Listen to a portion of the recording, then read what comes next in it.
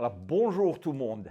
Aujourd'hui, je vais vous parler comment on se prépare pour avoir du plaisir en faisant du sport d'hiver. Parce que j'ai fait pas mal d'expéditions pendant l'hiver, je suis devenu un petit spécialiste des couches d'habits qu'on peut porter pour avoir chaud.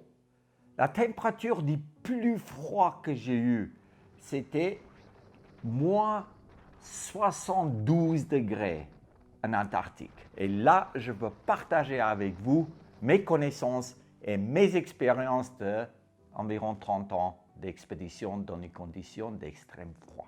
On va commencer avec du sous-vêtement. Un slip en laine, ce n'est pas nécessaire, mais si tu as des gros couilles, tu as meilleur temps de le serrer dans un slip qu'il ne pende pas trop en tes jambes. C'est un slip qui n'a pas vraiment de couture, c'est très agréable à porter et c'est quelque chose qui ajoute une petite couche de chaleur où il faut. La première couche que je vais mettre, c'est une couche qui va vraiment coller à ma peau. Quand on parle du grammage de laine par mètre carré, c'est vraiment là où c'est important de prendre un grammage à environ 150 grammes de laine par mètre carré. Quand on prend un grammage qui est trop épais, par exemple un 200 grammes, c'est là où notre première couche va devenir mouillée. Il ne va jamais sécher une fois qu'il est mouillé. Regarde aussi bien que je vois presque un travers. C'est ici où les deux couches du haut et du bas croisent et il y a une accumulation de couches et c'est là où on commence à avoir chaud et on commence à transpirer. Par principe, j'ajoute une couche de sous-vêtements chaque 10 degrés. Ça veut dire qu'à moins 20, j'ai une première couche à 150 grammes et j'ai une deuxième couche qui est à 200 grammes de laine par mètre carré. La chaleur reste accrochée dans la laine. C'est pour ça que je vous conseille de toujours acheter la laine de Merino. Leur laine à l'intérieur reste sec. Ça évacue un peu la humidité sur l'extérieur. Et qui est aussi important de savoir, c'est qu'il n'est pas aussi long. Il ne va pas jusqu'au pied. Tout simplement parce que quand on va mettre les chaussettes, en plus, c'est là où on a de nouveau pas cette accumulation de vêtements qui doit rentrer dans les chaussures de ski et on est beaucoup plus confortable. Normalement, 2 couches de sous-vêtements pour les conditions qu'on peut avoir en Europe. Le haut, c'est un peu pareil qu'en bas. Je prends une première couche avec une petite fermeture éclair. Tout simplement parce que cette petite fermeture éclair me permet d'ouvrir pour laisser évacuer un peu de l'air chaud que je peux faire mes activités un tout petit peu plus longtemps avant je dois enlever une couche.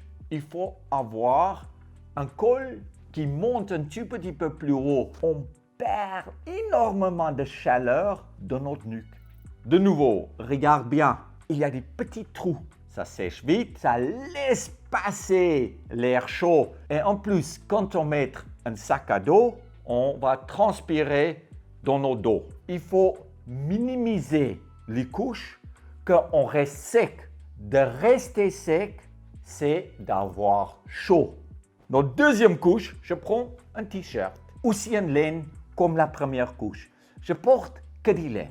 Ça pue pas. J'ai traversé les pôles nord en gardant les mêmes vêtements pour 130 jours. Et puis, en arrivant de l'autre côté, j'ai senti comme une fleur. Deuxième couche, 200 grammes aussi. T-shirt tout normal qui va un tout petit peu plus bas que ça couvre la première partie de mes fesses. 4 couches de sous-vêtements, un peu jusqu'à moins 25. est largement suffisant. Là, on arrive vers les chaussettes. On peut avoir chaud partout, mais quand on a froid aux pieds, c'est là où on n'a plus envie de faire des activités d'hiver. Je prends toujours une paire de chaussettes secs de mon sac. On transpire aussi beaucoup aux pieds. Il ne faut pas prendre des chaussures qui serrent trop. Il faut avoir un tout petit peu d'espace autour de notre pied. On a l'air chaud qui peut rester accumulé dans cet espace et on va avoir des pieds beaucoup plus chauds. Je prends des chaussettes qui remontent pas trop haut. Dès que j'ai froid, je peux arrêter, je change mes chaussettes et les chaussettes mouillées, je les mets à l'intérieur de mes vêtements et puis après 1 heure de ski, ils sont de nouveau secs. Maintenant, j'arrive vers notre petit bonnet. Ça, c'est un exemple d'un bonnet en laine. Un bonnet en laine, c'est le seul bonnet que tu peux porter. Je ne prends pas des bonnets qui sont extrêmement épais parce qu'on peut ajouter une couche de bonnet. Un truc que chacun doit avoir, c'est un tour de cou. Un tour de cou nous permet de monter quand on est stationnaire. Ça nous permet de couvrir les peaux qui est exposée. Quand il y a un tout petit peu de vent, on a beaucoup plus chaud et on est beaucoup plus confortable. Maintenant, on arrive vers notre 3e couche. Et notre 3e couche, ça dépend de l'activité qu'on fait et dépend des températures à l'extérieur. Quand il fait -20, quand on sait qu'il y a des grands soleils et pas trop de vent, c'est là où on peut prendre les couches différentes.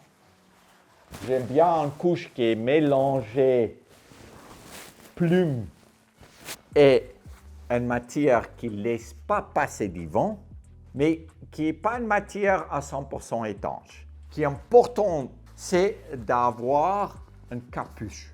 Dès qu'il commence de souffler un peu en altitude, on a beaucoup plus chaud, il peut neiger, il peut faire beau, il y a des vents qui peuvent souffler.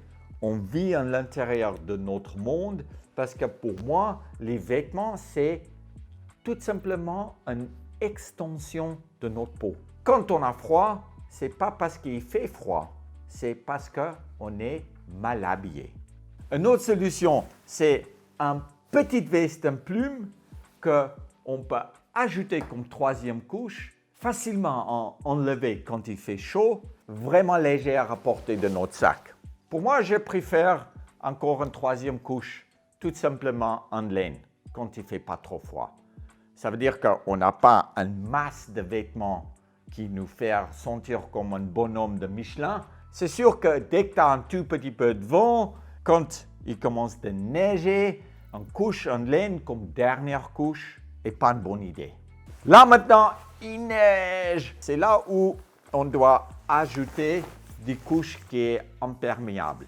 On a 2 écoles. Il y a une école où on prend un veste qui est déjà isolé à l'intérieur. C'est une veste beaucoup plus épais. Pour moi, ça, c'est pas vraiment une bonne solution parce que dès qu'on a trop chaud, une veste qui est isolée, on ne peut pas enlever. Moi, je prends une veste toute simple, une veste étanche et respirant. Pantalon de ski comme dernière couche, aussi comme la veste, en simple couche comme 3e couche. Ce qui est important aussi, c'est d'avoir une fermeture éclair qui peut ouvrir le long des jambes parce que ça évacue un peu l'air chaud. Il ne faut pas porter une dernière couche qui est trop serrée. Il faut toujours avoir un tout petit peu de place qu'on peut bouger. Là déjà, on est habillé, mais il faut mettre les gants. Les extrémités, c'est vraiment important. Et moi qui ai déjà gelé mes doigts et tout ça, on transpire autant dans les mains que les restes de notre corps. Dans notre sac, je prends toujours une paire de gants en laine sec. il y a beaucoup de gants de ski. Quand on a froid aux mains, c'est parce que les gants, des fois, ils sont trop serrés ou les gants sont mouillés à l'intérieur. Et pour quelqu'un qui a froid aux mains, je vous conseille de ne pas prendre des gants, mais plutôt de prendre des moufles. Comme ça, une fois qu'on met tous les doigts ensemble à l'intérieur des moufles, on a beaucoup plus chaud. Parce qu'un doigt chauffe l'autre. Ce que j'aime bien de ces gants-là, c'est qu'on a une première couche. Avec un tout petit peu de plume qui attrape la chaleur, ça rentre dans un gant étanche. C'est nous qui gérons la température qu'on veut attraper de notre vêtement. Maintenant, il faut parler de la hydratation. Quand il fait froid, on n'a pas toujours envie de boire, mais 80% de notre corps est de l'eau. Quand on s'hydrate, c'est là où notre corps il commence à réchauffer. Il faut tout le temps boire de l'eau. Prenez une gourde avec vous dans votre sac et remplissez ces gourdes souvent. Il faut arriver à boire environ 3 à 5 litres par jour pendant les activités. Dernier point. Souvent, les gens me demandent comment on doit manger pour avoir chaud. Il faut qu'on mange des protéines.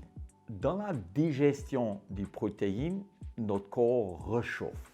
Il faut plutôt garder des raclettes, des fondus qui est gras pour la fin de la journée et pas pendant la journée.